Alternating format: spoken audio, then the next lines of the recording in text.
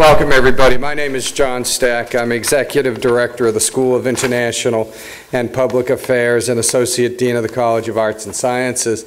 And I just wanted to come up and welcome our distinguished guests to Florida International University. Rebecca Friedman and Christine Calais have done a magnificent job in building our European Union Center together with our colleagues at the University of Miami, so it's always a pleasure to come to these annual conferences. The quality of the speakers is simply excellent, and the proof of that is the edited books that have appeared as a result of the conferences. Not only does our association with the European Union Centers of Excellence advance our teaching mission, both at FIU and in the high schools, but also our research capacity. So again, welcome. This is a modest introduction, but it's heartfelt, and we welcome you to a beautiful day in Florida. And now it's my pleasure to introduce the person who has brought our European Union Center of Excellence to such heights, and that is Dr. Rebecca Friedman, who I work with. It's a pleasure to introduce you, Rebecca.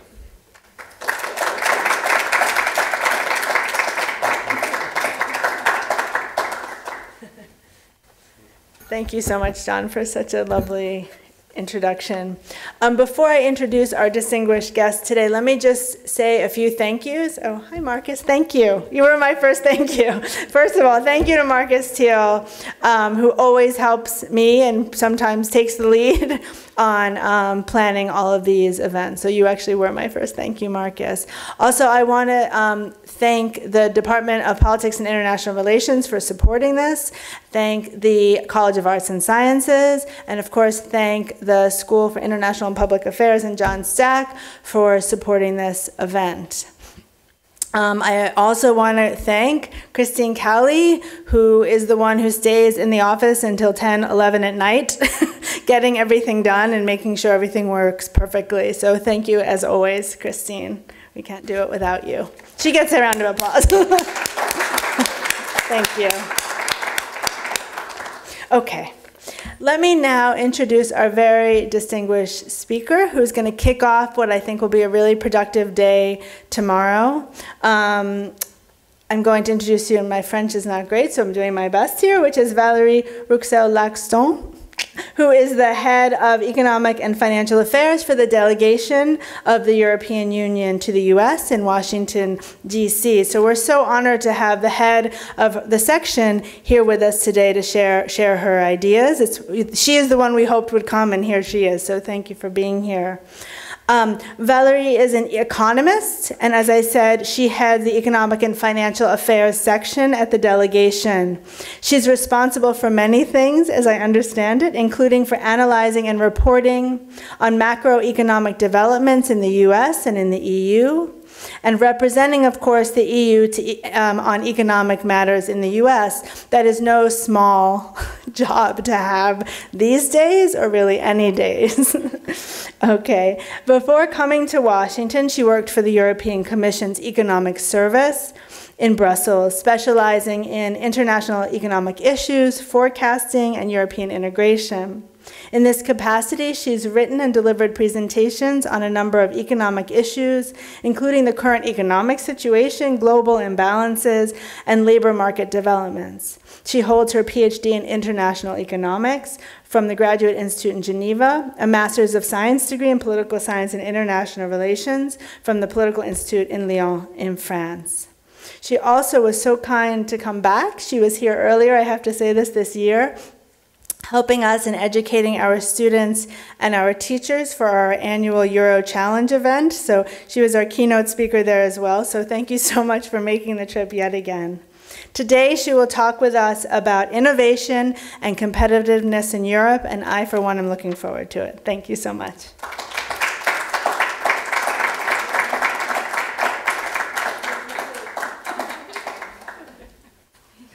Thank you very much for the introduction. And let me also thank you, Rebecca Friedman from Florida University, and Christine Cayley, of course, for hosting this event. I think it's really, you know, a great occasion and an excellent opportunity for us to exchange. I'd like to start off on a light note. Switzerland is a small country in the middle of Europe, and that's where I earned my PhD, actually, in Geneva. And it is not a member of the European Union. And when looking at the World Economic Forum's ranking of the most competitive countries in the world, well, Switzerland comes first. And then I asked myself, well, what did the European Union get wrong? Okay, it stands out in the middle, not being member of the EU, and yet it is the most competitive country in the world. Well, we have a single market in the EU among 27 countries. It brings together 27 people with the free movement of people, goods, capital, etc. in a single market. And yet, the issue is to become an innovative union. An innovative union, yes. So it comes as no surprise that the EU has made innovation one of the flagship initiatives of its 2020 strategy. You've heard of the 2020 strategy, I suppose.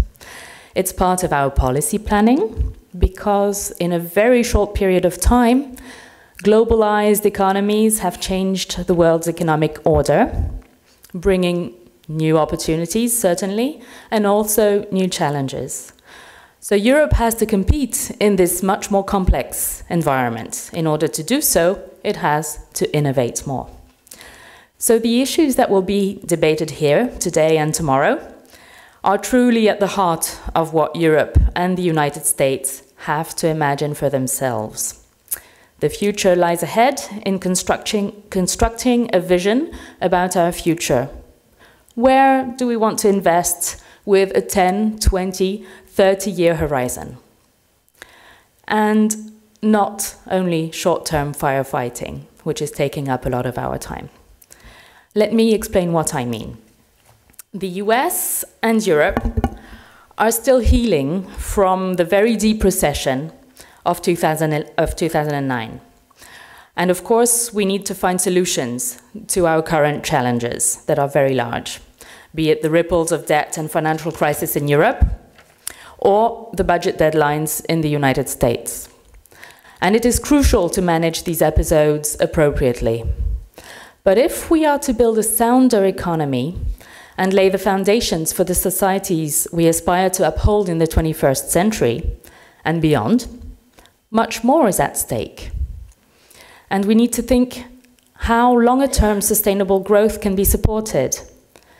Future generations deserve that our generation thinks these challenges through in a much more forward-looking manner and deal with them efficiently. And as much as economists will all find different recipes to generate long-term growth, they'll probably agree on a bottom line that could sound like this. Innovation is the main driver of long-term economic growth.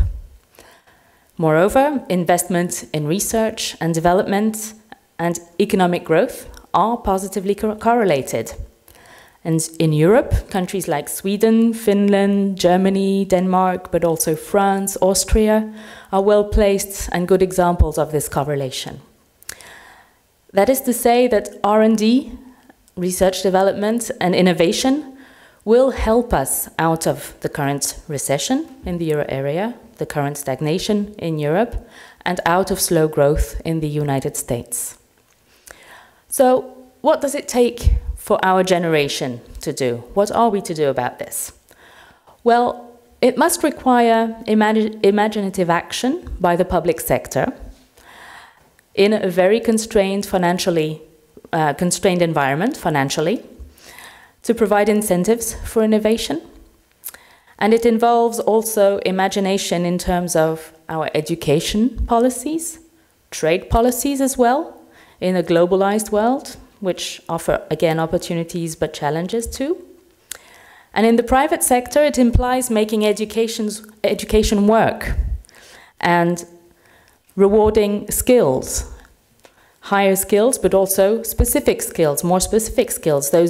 I'm thinking of those geared to niche markets or very specific skills that are now required in manufacturing activities.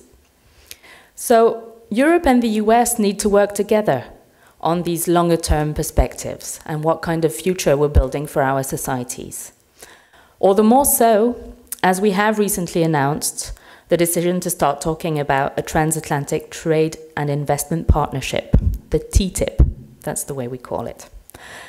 And this is a good development because the EU and the US have a lot to offer one another.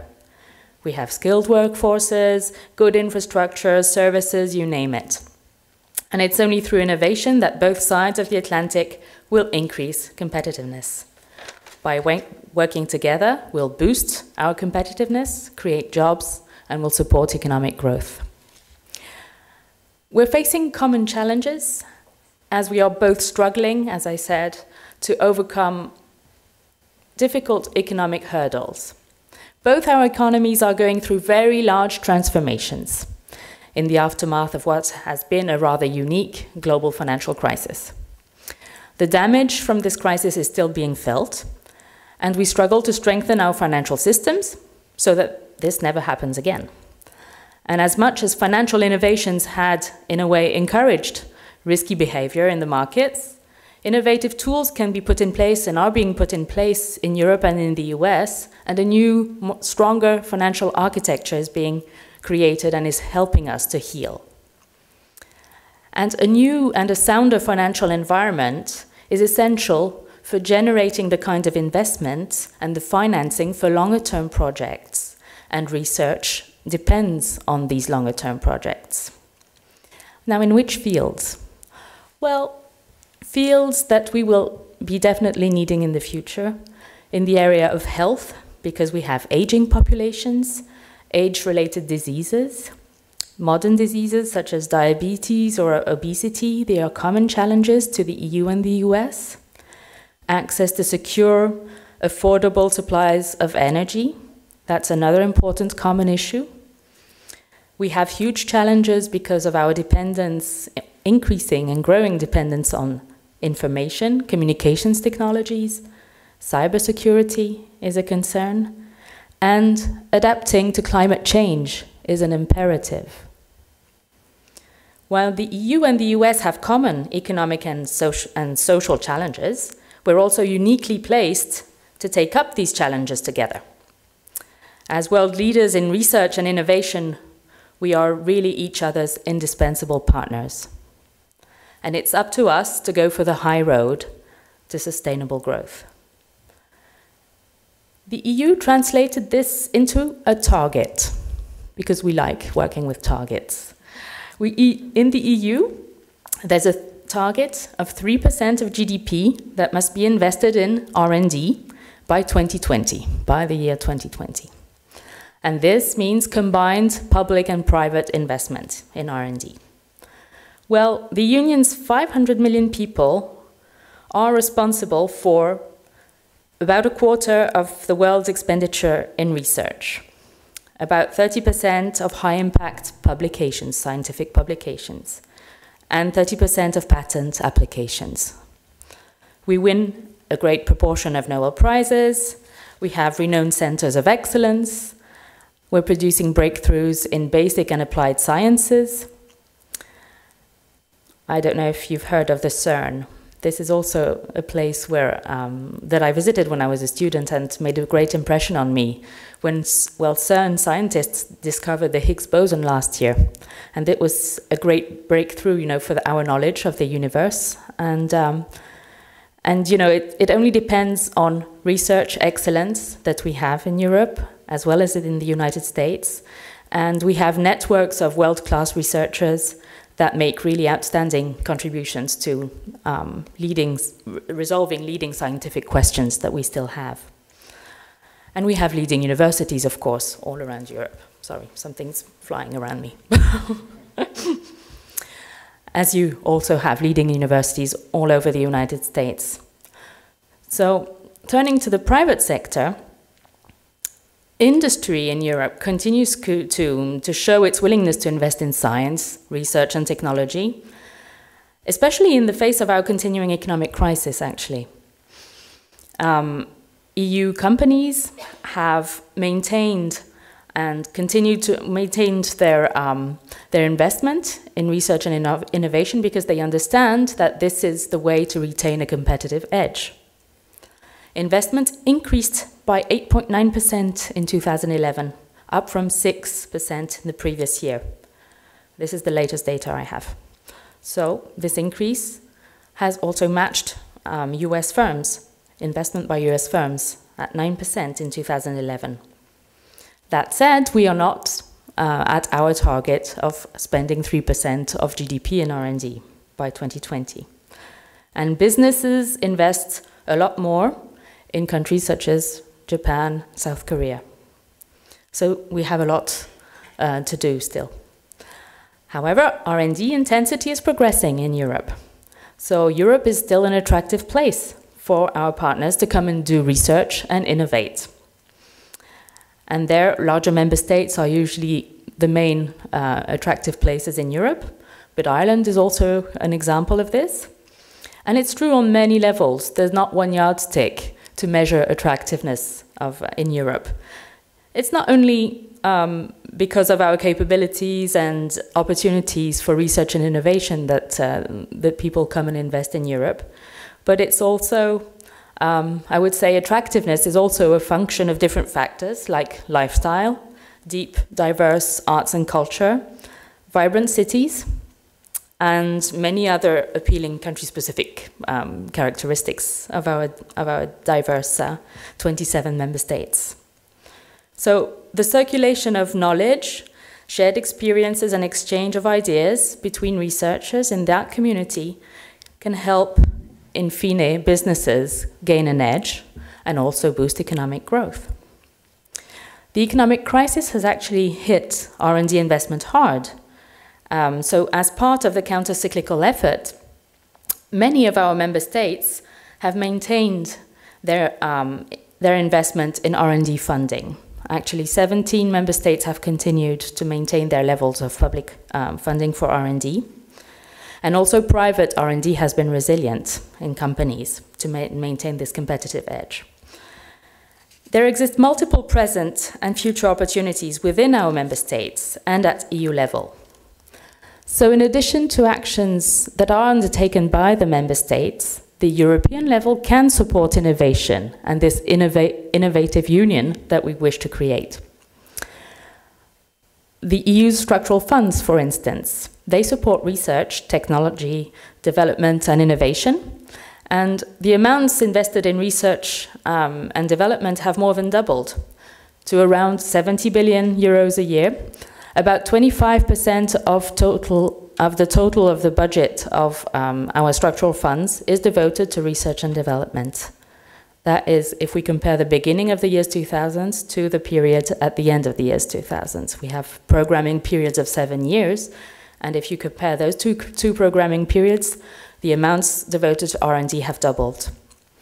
We have European-wide enterprise networks, where companies can seek advice for accessing venture capital and funding. They also get advice on EU funding, EU-level funding. On tax credits, we help clarify procedures, and that has also been proven helpful in the past years.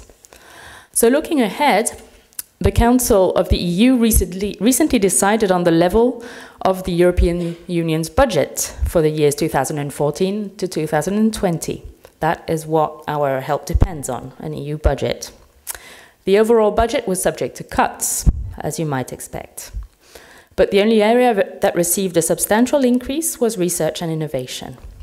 This is because our member states recognize the link between investment in science, technology, innovation, and competitiveness, productivity, economic growth on the other hand. Okay. So what we have for the forthcoming programming periods to build this innovative union is a project called Horizon 2020. It's the new framework program for research and innovation, which will run from 2014 to 2020. although the shape and size of that program is still being debated and has to be agreed, the aims of this program are really to simplify EU research funding and funding for innovation, to have a common vision and achieve breakthroughs more rapidly, reduce the time to market of research and innovation breakthroughs, because that is very important, and reduce the complexity of EU funding rules.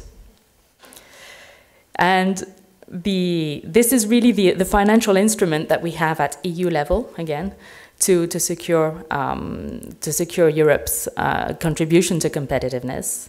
And it should amount to roughly 80 billion euros of the budget for that programming period. But walking towards this new program at European level, we also are developing what we call the European Research Area. It's mimicked on the idea of having a single market. It's actually there to create a single market for knowledge and technology.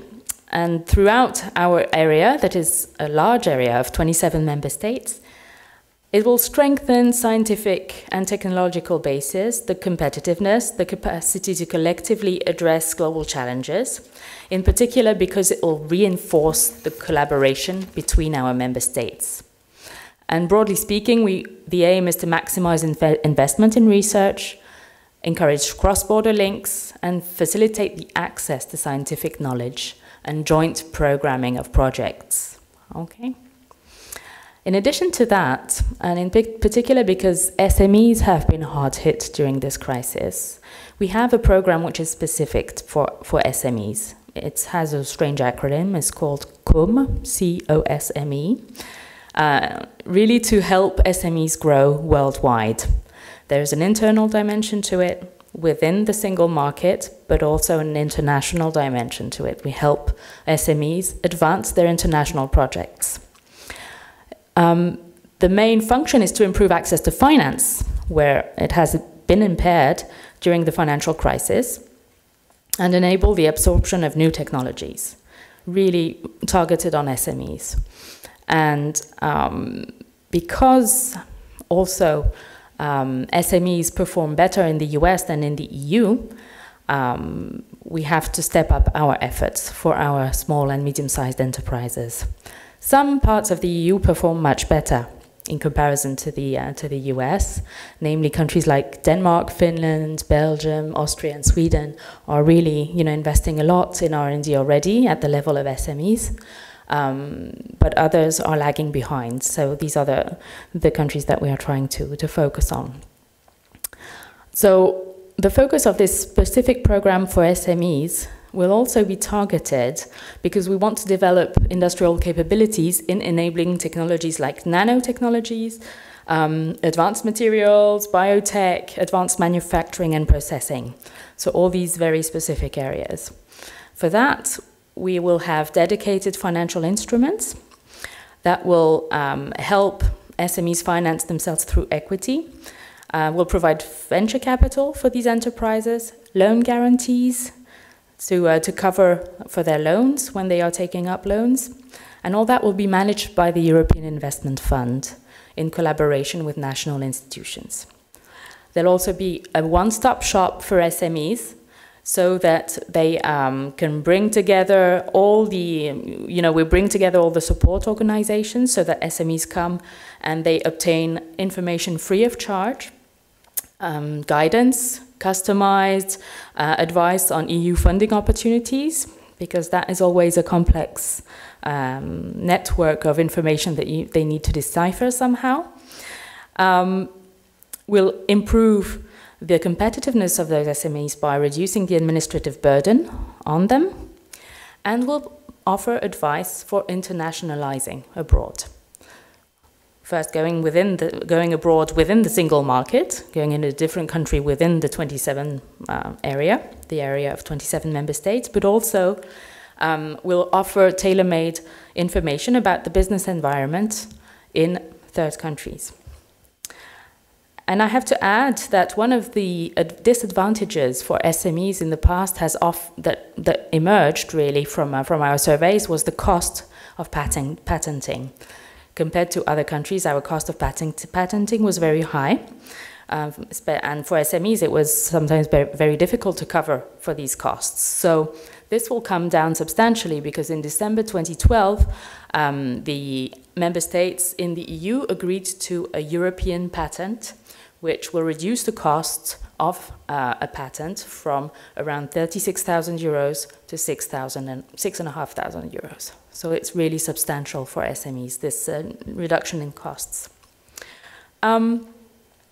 The aim of this Horizon 2020 is really to develop broad range and put together a broad range of different disciplines to adopt a kind of multidisciplinary approach to knowledge and producing capital-intensive goods and services.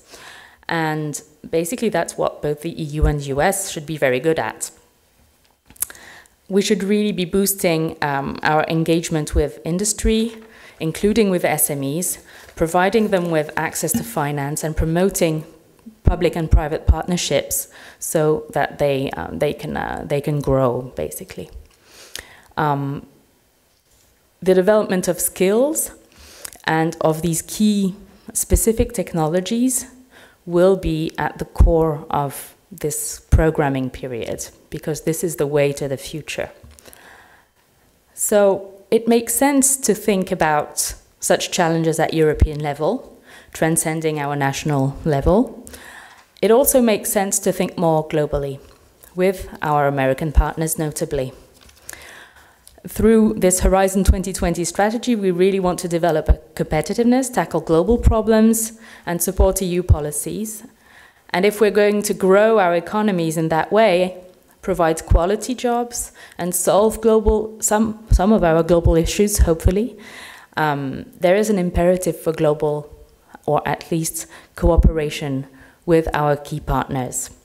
And when it comes to competitiveness and making great breakthroughs to solve these societal issues that I referred to earlier, it really means working with one of our most natural partners, and it means working across the Atlantic. Working with the US is completely natural, and this is thanks to very old and well-established scientific and technological networks in the world. Scientists and thinkers around the world, and especially across the Atlantic, co-publish articles, co-publish research and books, and co-patent in the case of producing patents in the business sector. And we benefit from, doctoral exchanges very much. It's a very intense exchange across the Atlantic. But overall, thanks to shared values, we're already working together on the world stage. And in particular, we've begun to cooperate to help maintain and improve global standards in the conduct of science, ethics, integrity, open access to scientific results, open access to databases. Also in my field, I see this in economics. The access to data is very important. And it's also apparent in our promotion of mutually recognized standards and also global standards when it comes to maintaining sound business practices, sound business environments, and all in all, a level playing field around the world. By acting together, the EU and the US can promote this level playing field and reach for the high road, high standards, and high quality growth. We must also do so in the realm of global trade, global investments. We have common international partners, and so we share an interest to encourage, this high road and the observance of a very high standard worldwide. Let me finish by saying that whenever they have had the means and the opportunity to do so, scientists on both sides of the Atlantic and in every nation within the EU cross borders to, join up, team up with other scientists and publish and write together and make discoveries together. And they are mobile, very mobile. I think the scientists is one of the most mobile group of professionals in the world, I would say. The EU will use its new strategy, the Horizon 2020, to provide means and opportunities to continue and pursue these exchanges. And we are, of course, committed to do so with the US in order, in fine, to boost trade, investment, leading to more jobs and boost economic growth, but also to develop our ability to compete in a globalized world and to address together the common global challenges. If the EU and the US cooperate further in research and innovation, well, the result is for our economies to lift themselves to a higher growth path. Europe and the US need to work together on those longer-term perspectives, planting the seeds for facilitating long-term investment strategies, which includes continuous financing opportunities. And it's really up to us to shape together the future of our economies and societies. Thanks for your attention, and thank you again for having me as a host and launching this conference.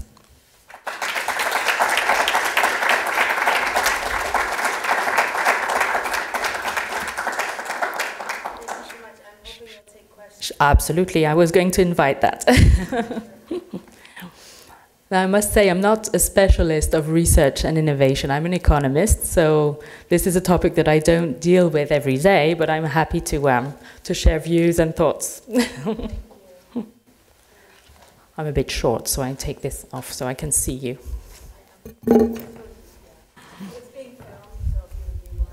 Comes to you if you like. Well, thank you very much for your presentation. I have a question about, you mentioned how the absorption of these funds in the European Union is very uneven between some countries and others. And I wanted to ask if you can give us more details about the strategy of the EU. So does it work on a one-on-one with countries? Is there a strategy for the entire European Union? And is it really a matter of strategy, or is there such a thing as an innovative culture that does not exist in certain countries and exists in others? And so how do you develop that? Is it something that can be, you know, the EU can do anything about it? Or thank you.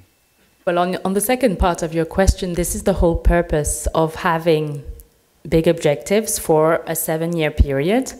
We call this our 7-year multi-annual framework, and this is the way that we actually set ourselves priorities to move forward from the previous programming period to the next. And innovation is one of 5, I think, of these major building blocks. So this is the way that we try to influence mentalities, businesses, consumers in Europe, so that they are more alert to technological development and what it can bring and what it can change in our societies. And they can help, you know, when faced with the more longer-term issues of aging societies in daily lives, to improve the way that we provide services to an aging population, and we provide healthcare. So these are really areas in which we have a lot to gain from building this innovative culture.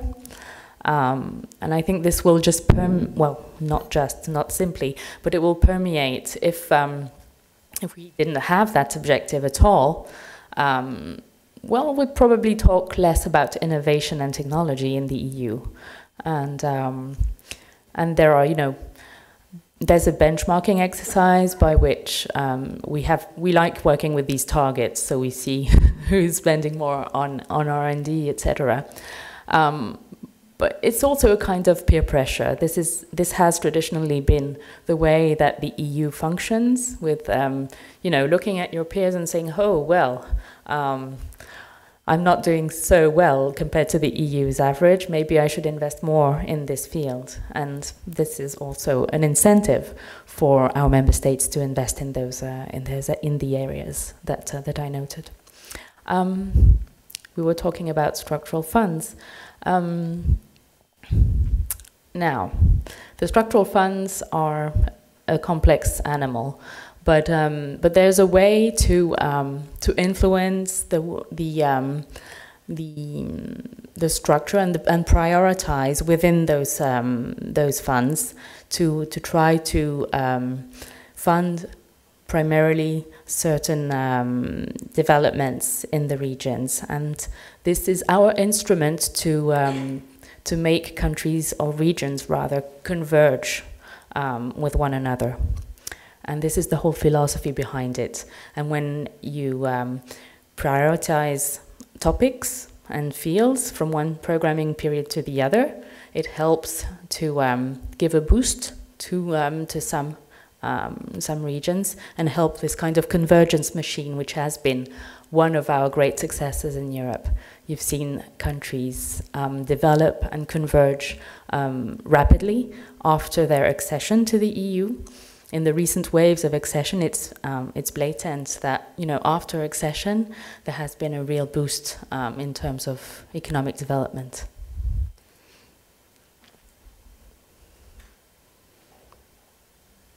Your presentation. I have a question about the TTIP, the Transatlantic Trade and Investment Partnership. What are the next steps for the European Union for passing this in the US? The Congress has to agree and pass before the President signs it, and what are the next steps on the European Union side? On our side. And what are the biggest challenges you think of interest groups, societal and state interest groups? Thanks. Right, so compared to the US in the decision-making process, the EU, there has been a mandate which has been proposed by the Commission, and the Council has to agree to that mandate, and that's the next formal step, so to speak. I think before these announcements were made, there were consultations with a wide variety of state and non-state actors before launching even the idea of a TTIP. So that's the, you know, the way that we sense what interest groups at large would like to see in there.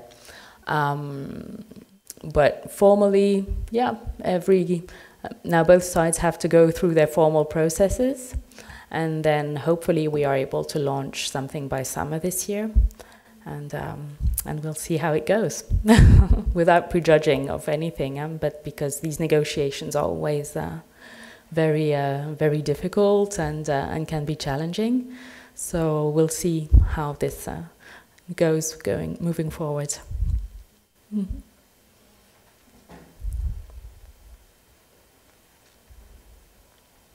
Thank you for a very interesting talk. I was wondering, though, you speak of the kind of natural link between the US and the EU, which certainly facilitates a lot of collaboration.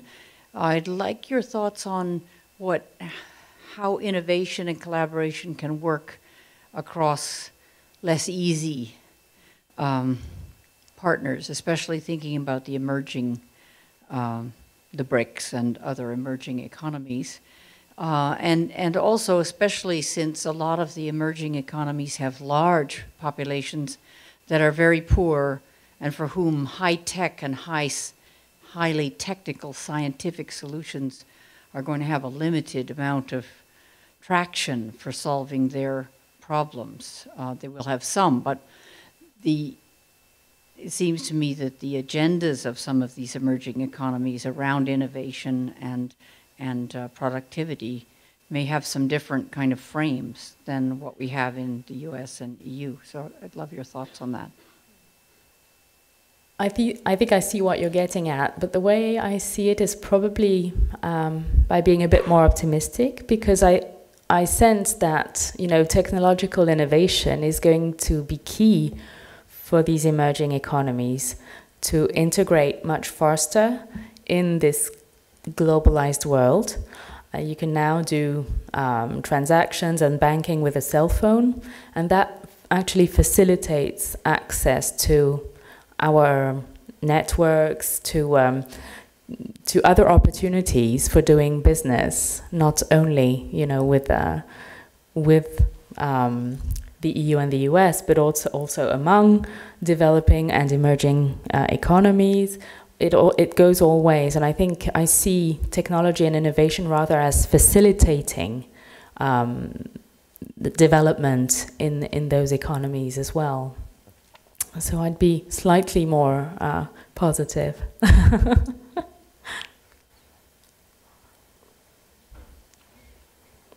Thank you for your speech.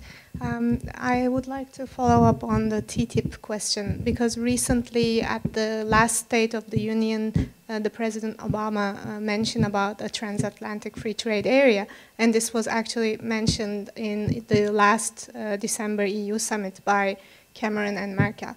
So I think it's going to be a little bit more developed, and so what's your opinion and your thoughts on this? These are, again, political announcements. There's, you know, as your predecessor mentioned, there has to be an approval by Congress on this side. On our side, it's also a negotiated procedure with the member states. On our side, we launched, what do we call it? A feasibility study, or something to assess. It's a study that assesses the potential gains from such an agreement. And this has been published on a few days ago, maybe a week ago. So I think there's good grounds for launching such an agreement, but all the fields within the agreement have to be negotiated, obviously. So you know, we are really encouraged on both sides by the political levels. You know, launch in these speeches, but nevertheless, there is also such an agreement requires deep negotiations with all the stakeholders, and it's a process. So we'll engage in that direction as soon as we can have this mandate from our perspective, of course, when it's agreed. And it will, I mean, definitely from the study that was published, you see that it will be a positive contribution to growth, and this is what I'm interested in. But it also requires, you know, deeper thought and a negotiation. So we shouldn't, you know, put there's a saying in French, mettre la charrue devant les bœufs.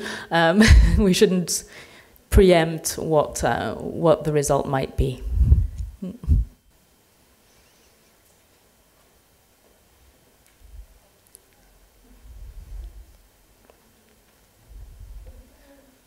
Good afternoon. I have a question about based on the data that you use and that you use to calculate the coefficient of how innovation and competitiveness is going further as the target. I would like to know your opinion in the sense of how you compare the largest group and the most innovative with the least innovative, and what is the average in real terms. And my second question is in regards the in-trade EU low skills, because as you mentioned, you talk about R&D, that is the high skilled labor force. But what is the innovations of the policies that the EU have in terms of low skill to integrate the migration that is going to affect the EU in this couple of years? Oh, yes. Absolutely, yeah. I have to remember. With the Lisbon strategy, everything was about employment and innovation. So I was wondering, what's the relationship between the new strategy and the Lisbon strategy, and how is it that employment fits within the whole picture or the puzzle? Now, the Horizon 2020 is only part of the strategy, and doesn't mean that we threw the employment strategy out of the window. This is only part of it, because this is the focus of this talk. But it's only 1 out of 5 of our objectives, okay? No, don't misinterpret me. There are also employment objectives. Our main objectives remain jobs and growth, as you know, and these objectives are fundamental to our growth strategy. So, to answer the second part of your question, within the funds that we provide at EU level. Again, I'm talking about the European level. Much is being done at member state level already. But we have social funds to improve the employability of people that are transitioning from one job to the other, to improve job search at European level, to improve the quality of services provided by the public employment services. So a lot is being done there to help those who find themselves in unemployment at some point of their career. But there are many other initiatives. The youth initiative that has just been launched for younger people, the younger fraction of our labor force that is sometimes in some cases in high difficulty. I'm thinking of countries in the periphery of Europe that have been hardest hit by the crisis, and there it is paramount to help youth get on the right track again, get back on the jobs path. And the first part of your question was about targets that should be reached. Now, the 3% is indeed an EU average, and some countries are already beyond that, other countries are below that, but we come up with national targets as well, so that every country can make progress, but at a pace which is commensurate with its capabilities, of course. So I can't give you details on how these things are calculated. This is not the field that I look at every day, but I can come back to you later on and give you some details by email. Absolutely, I'll find that out. Okay. Thank you very much. And I don't want to keep us from our drinks, but let me just ask a question about another Geneva organization along the road from the institute where you got your PhD, namely the WTO. Because, as you know, there have been some very interesting cases in terms of intellectual property rights, Airbus, Boeing, Samsung, Google, etc.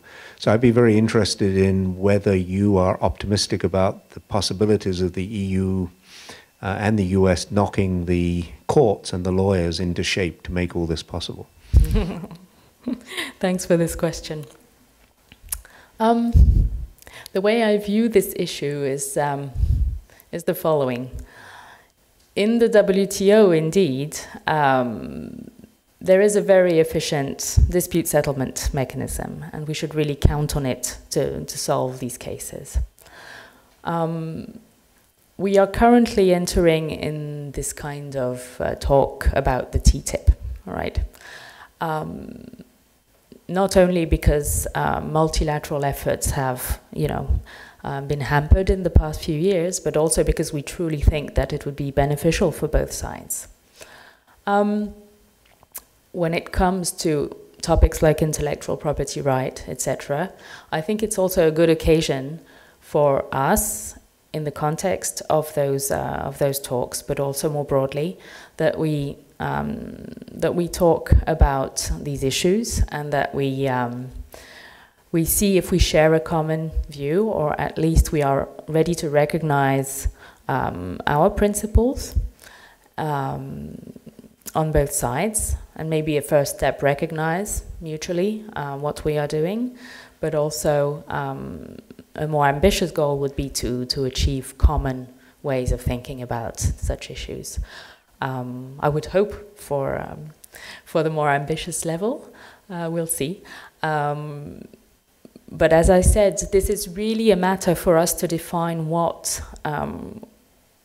on which path we want to be, on which path for growth we want to be. If we want to be on a road which is average, or if we want to be on a higher road. And it goes for higher quality products, higher quality food, higher quality everything, but it also goes for standards and the way we think about our standards globally and how they can be more even across the globe. Yeah.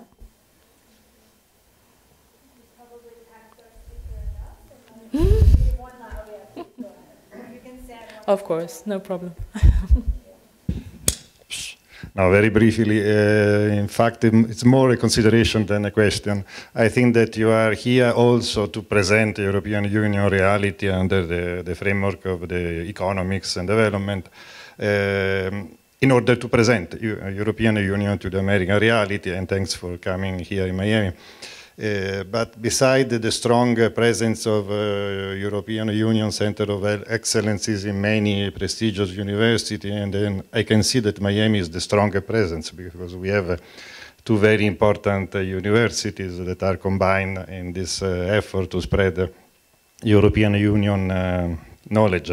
But in general terms, the perception of the European Union in America is quite feeble, especially in the common people.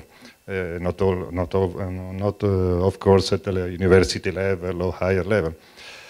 So I think that the work that the European partners are doing is very good and should be, if it is possible, strengthened also at the level of colleges, schools, because the perception must start from the beginning.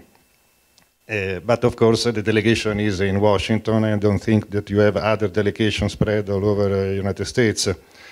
And the project that has been approved, this test case that has been approved just recently, I think in the last weeks or months, to delegate some diplomatic institutions of the member states within the United States not to represent, but to help facilitate the work of the delegation in order to spread the knowledge of Europe. It's a good approach. I know that for Miami, we are just starting now. Spain has got this endeavor up to June next year. And from June next year on, for 1 year, I think, it will be the time of Italy. So I think this is also a way not only to strengthen the presence, but also to work with the member state directly in this field. Grazie. Thank you. Thank you for that comment. I'll also add that we have a nice project targeted to high school students, and Christine Cayley is our best advocate in this region. It's called the Euro Challenge. And this is a project that is really dear to our heart because it blends knowledge about the Euro area and more broadly about Europe, because when students come to us and are interested in participating, we tell them about the history of Europe, etc. And Marcus kindly accepted to give a lecture on Europe last time I was here. And I think it broadens their knowledge about Europe, but also about economic concepts. And I think it's a nice way of introducing Europe to high school students. So my hope is that this project grows and grows. We had over 100 schools interested in participating this year, and I'm hoping that this will grow. It was launched in 2006, and we'll definitely continue to promote this project. But I would really like to think deeper about your remark on students, because that is really, in my view, the way to start at a young age. You plant the seeds of curiosity in the minds of young people, and that is really, it's really, a gift that we're giving to students. You're becoming curious about other people's troubles, in the case of the crisis years that we've just gone through, but also you become curious about another geographical area, and it's very important in my view. So. Yeah, I would wish to see this network grow, and to, if I can, I mean, I'm always happy to go and speak to students. I do it very, very willingly, anytime.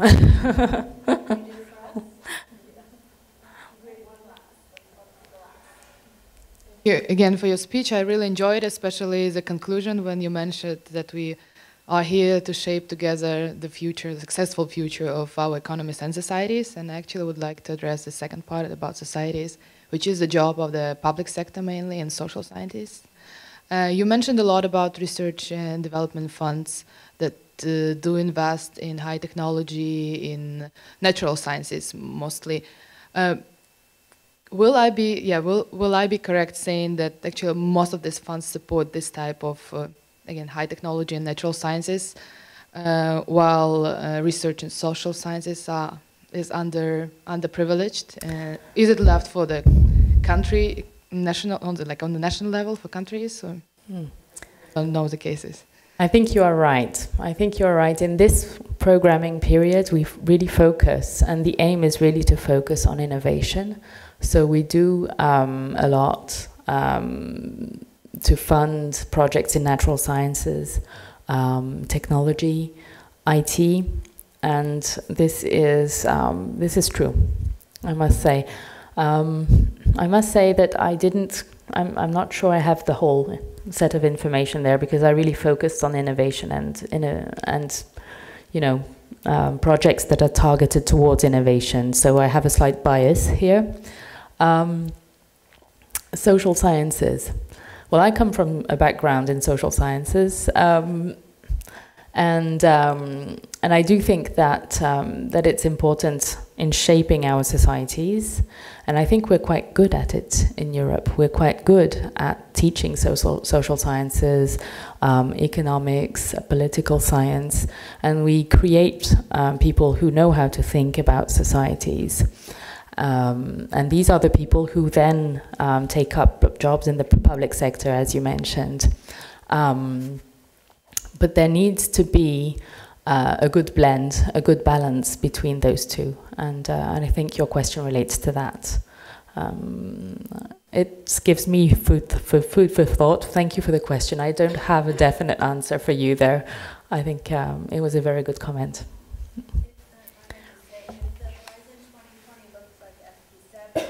Yeah. There was about 10% for social sciences and humanities. Okay. So whenever there was a pie chart, because I'm a humanist. So you look at that little slice, okay. 5% of the 7% or whatever, but there was always a small from FP7 anyway. And there probably is. I just didn't focus on that part. Yeah.